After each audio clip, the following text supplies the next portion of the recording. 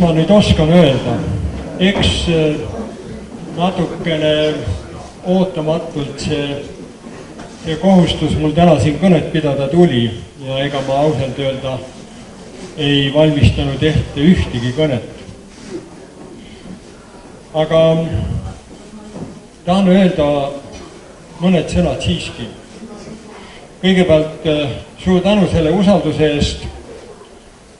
Ma arvan, et teie tegite minu elu tänasest päevast hetkes väga keeruliseks, võib-olla ka raskeks, võib-olla ka huvitavaks ja kindlasti palju erinevaid teeotsi kätte näitavaks. Ma usun ja loodan, et ka Vabaerakond võitis sellest. Kas mina võitsin või kaotasin, ma ei oska seda isegi öelda.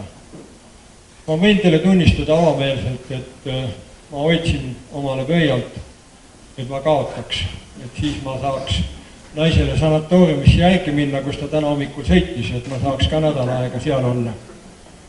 No nüüd see jääb ära ja ma luban, et ma annan kogu oma energia, oma tahte, oma kõige parema tahte ja oskused, teadmised, informatsioonid, tutvused, mis iganes selleks, et me suudaks täita oma unistuse, et me saaksime kevadel märtsi alguses tunnistada, et me saavutasime oma eesmärgi ja mitte ainult nii, et nibin-nabin üle piiri, vaid minu unistus on see, et kui me läheme valimisvõitlusesse, siis me peaksime tegema parema tulemuse, kui me suutsime 4 aastat tagasi.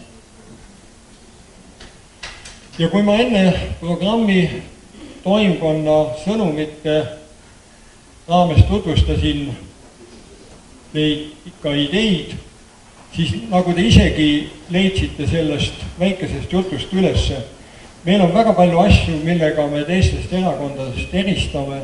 See on meie väärtus, see on see, miks Eestile on Vabaerakonda vaja. See on see väärtus, miks valijatele on Vabaerakonda vaja. Ma tahan veel öelda seda, et ma ei taha olla ühe ega teise poole esimees. Ma tahan olla kogu erakonna esimees.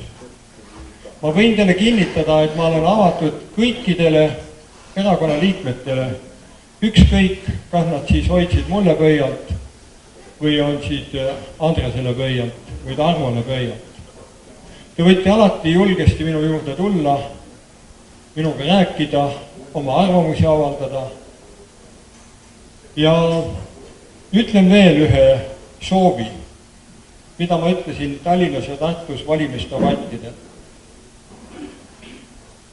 Kui teil on mulle midagi öelda, olgu see hea või halb, siis tulge palun otse minu juurde ja öelge mulle seda. Te annate sellega mulle võimaluse õppida. Kui te mulle selle otse ei ütle ja need jutud tulevad kuskilt, ei tea, milliseid keerdkäike pidi minu juurde, siis üldreeglina inimene hakkab seda tõrjuma, ei taha seda tunnistada ja see võtab võimaluse ära meil kõigil õppida. Mina olen inimene, olen õppinud eluaeg ja tahaks veel edasi õppida selleks, et me oleksime kõik koos edukad. Ma leian, et kui ma rääkisin meeskonnast, et siis ma arvan, et kõik erakonna liikmed peaksid koos, peaksid moodustama selle minu meeskonna. Ja ma väga loodan, et see meeskond jääb ühtseks, et ta peale tänaseid valimisi ei jää väiksemaks. Ma loodan, et see meeskond suureneb. Kuid selge on ka see, et selle meeskonna sees me peame nägema teatud tööjaotust, võib-olla ka hierarhiat. Üks hierarhia mõõdupuu on juhatus. Ka juhatusele ma luban, et ma püüan olla teie kõikide esimees. Ja ma väga loodan, et me suudame siit ühtsena edasi minna. ma väga tänan, Andres, sind kui usaldusväärset, väga tarka ja andekat poliitikut. Ma olen sinu tegemusi kui poliitikuna jälginud pikka aega. Ja minu usaldus on sinule kuulunud. Muidu ma poleks sinu kutsele vastanud ei 3 aastat tagasi ega 2 aastat tagasi, kui sa kutsusid mind ükskord valimistele, teinekord erakonda. See usaldus on ja lugupidamine sinu vastu on minust tänaseni alles. Ja see jääb, seda ei ole võimalik ära võtta. Jah, tõsi, meil on pisut erinev arusaamine, lähemine, võib-olla ka kogemus organisatsiooni juhtimisest. Ja seda erinevust olen ma ka selles valimiskampaanias välja toonud. Anna andeks, kui ma sulle nende sõnavõttudega võib-olla sinu arvates ülekohtusena tundusin. Aga nii see oli. Nii see mulle tundus.